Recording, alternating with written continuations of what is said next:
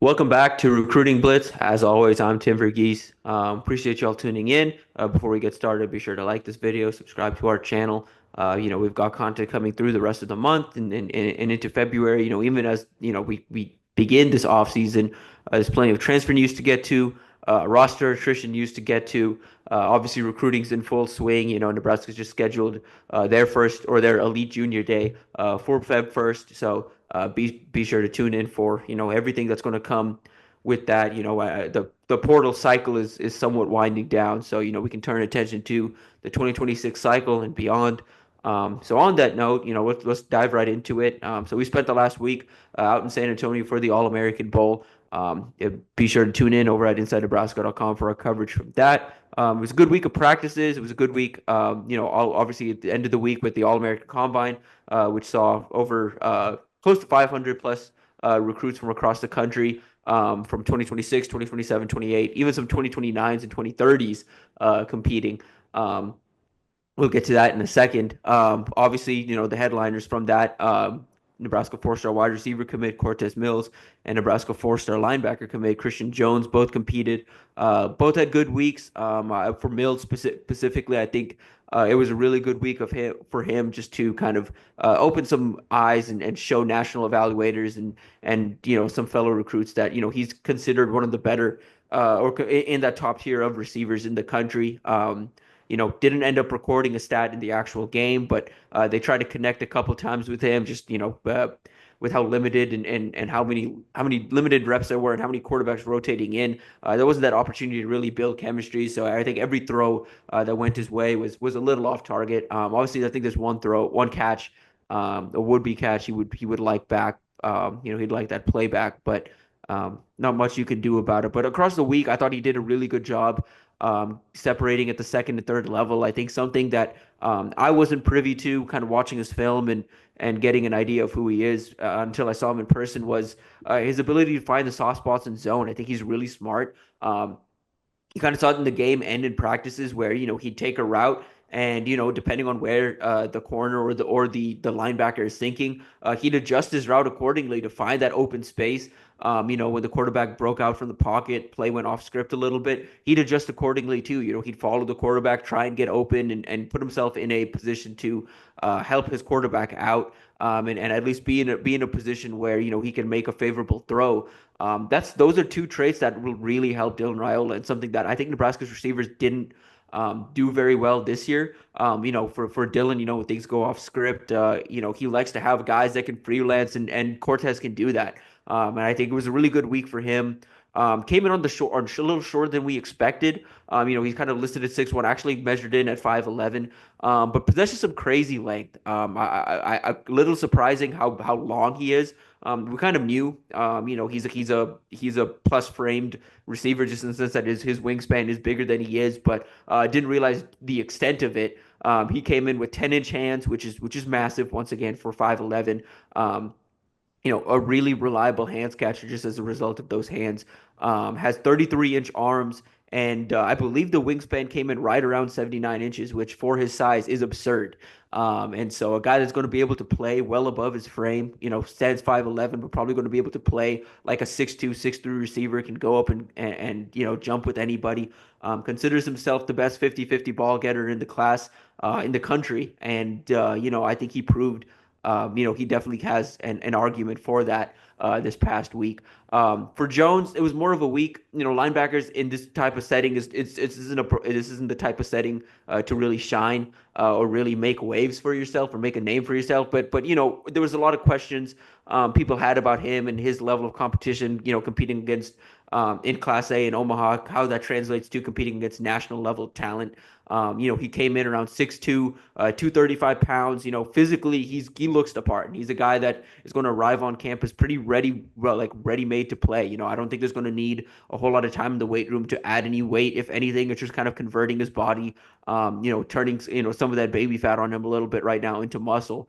But he looks the part, and I think for him, What I appreciated from seeing him in this week was I wanted to see how he did against Big Ten or Power Four offensive linemen. And there's a good group of linemen out there kind of playing out all over the line just because there was some lack of depth on the interior. So you saw some tackles playing guard for the first time. One tackle learned center for the very first time this week. So it wasn't, ideal for them necessarily, but still, a lot of good size out there, a lot of good physical talent out there.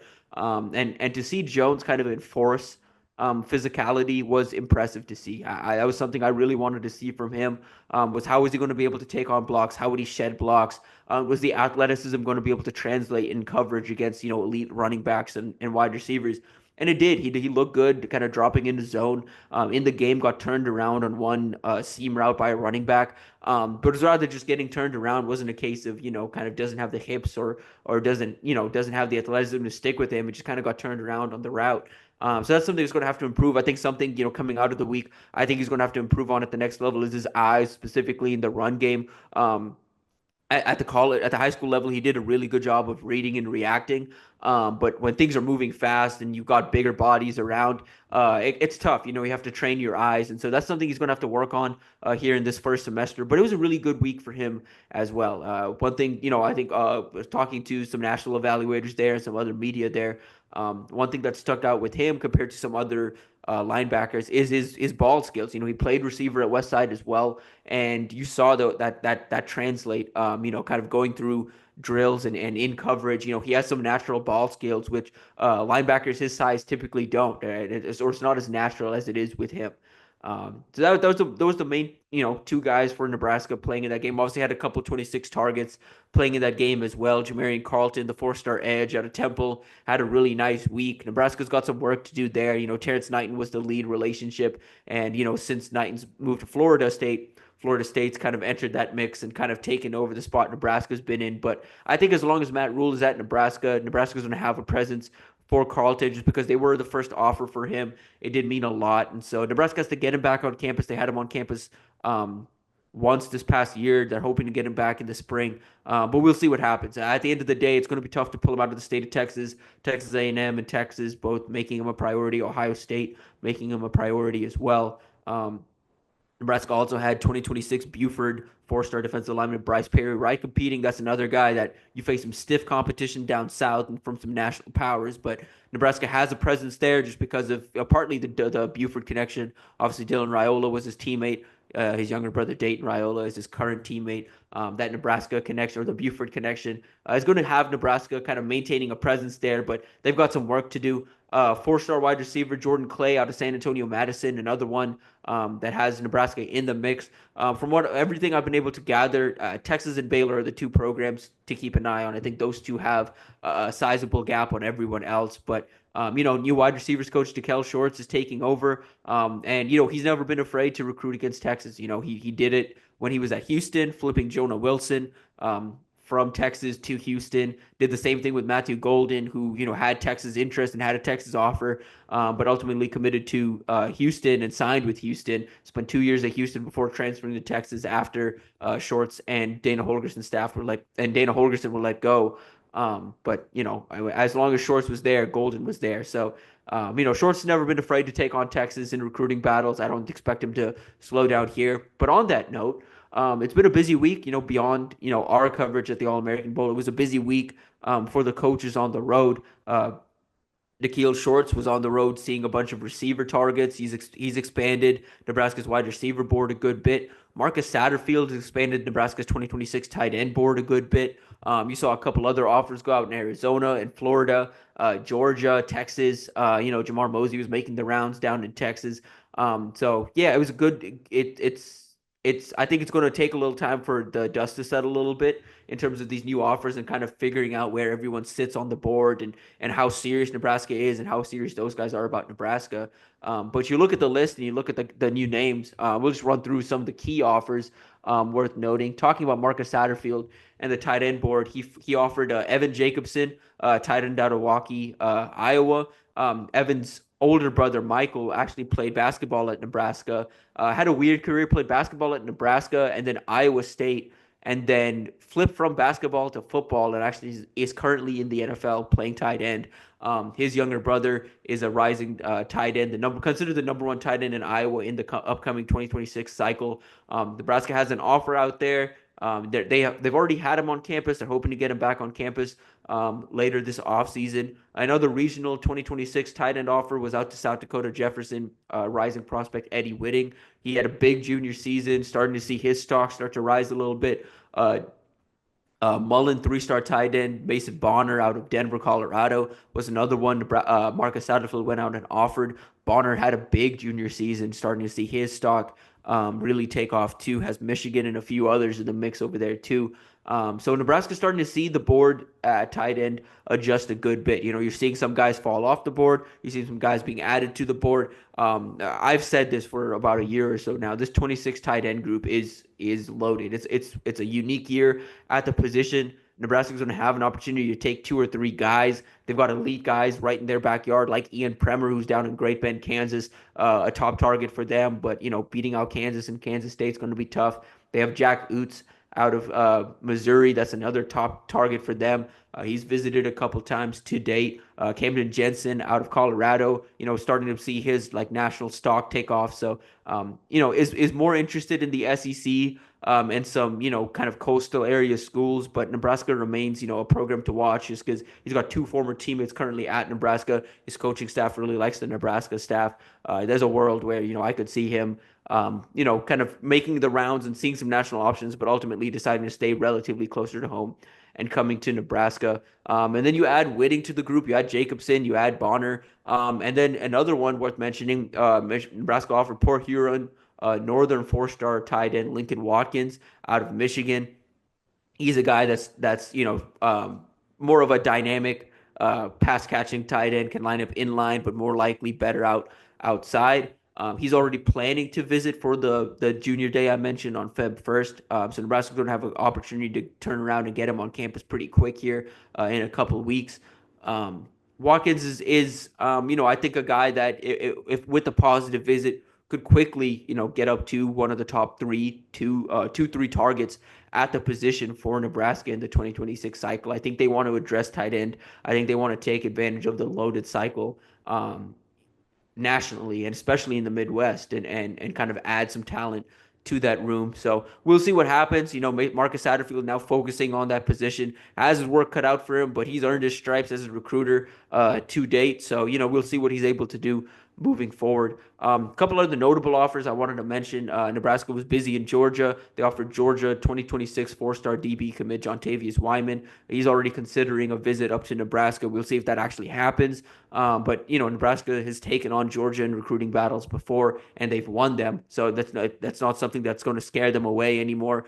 They're willing to take on Georgia. They offered rising McEachern wide receiver Nayland Scott, Tristan Keys, considered a top three receiver per Rivals out of Mississippi, and Carrollton, Georgia, rising three-star wide receiver Ryan Mosley. Those were a couple new offers for Dahil Shorts as he makes the rounds and starts to put his board together of who he wants at Nebraska. I mentioned this in the past. Shorts has a vision for this room, and has never been afraid to go out and battle top programs for elite talent. Right now Nebraska in a way is trying to sell a vision right now, and they hope with the successful 2025 season they'll have kind of proof in the pudding to showcase to recruits that Nebraska is a place you can go to catch balls and develop and learn kind of how to play the position and develop into NFL talents. They have an opportunity here with Dane Key and even Isaiah Hunter to kind of produce and turn around and produce these guys and turn around and develop these guys into future draft picks. So yeah, Shorts has his work cut out for him, but I think it's impressive and worth noting that he's going into established recruitments and willing to throw an offer in, even if it's considered somewhat late. He thinks he can make up that ground. He thinks Nebraska has an opportunity to make up that ground. One notable offer at the position is 2026 Iowa Colony wide receiver Jaden Warren. We actually saw him at the All-American Combine this past Friday, and he was the best receiver in attendance. I'd argue, outside of an elite group of QBs that were competing, I thought he was the best, overall prospect in attendance. A 6'2" receiver that runs 10.5 in the 100 meter. The combination of speed and size is really impressive. He's a tough cover. On I think it was 26 receptions. He had 13 touchdowns this year. So he's a guy that's kind of a big play threat, a stretch the field type receiver that's still developing, some of the nuances of the position, but has that long speed. He's starting to see his recruitment take off, and after his performance at the combine, I think he's going to start to see more offers.